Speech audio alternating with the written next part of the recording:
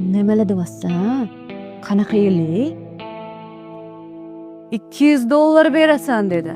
Cho'tka qilib. O't kiridan qilib berdim dedi. Ering ichadi. Qaynonangga qaraganda prям to'ng'izni ko'rgandek bo'ladi dedi. O'rtoq, ishimizni yig'ishtirib folbinlik qilsam ekan deyman. Bitta klientdan $200 olsang, kuniga 5 ta klient kelsa $1000. Mamunda yetadi. Xudo xolasa, meni ham ko'ksimga shamol tegib qoladi. Xuddi sandek qaynonasiz yashayman. Знаешь, надоело уже.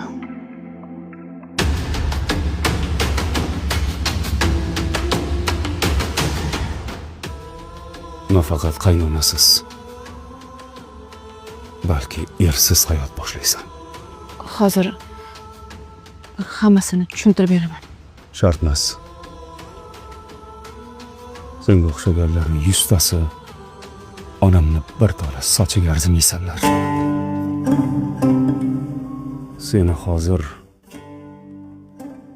nimadir qilib qo'ymasligim uchun ajralish marosimini qisqaroq qilamiz. Uydagi hamma narsangni yig'ishtirib, hech narsang qolmasin. Taksi chaqirib, bu yerdan qorangni o'chirasan. Uyda ota-onang va hamma so'raganlarga erimni xiyonat ustida ushladim deysan. Chunki qorningdagi bola mendan.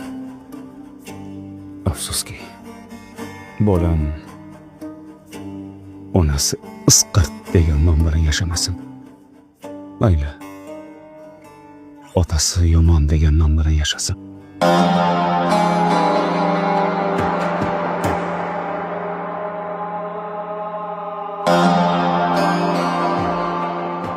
Javobing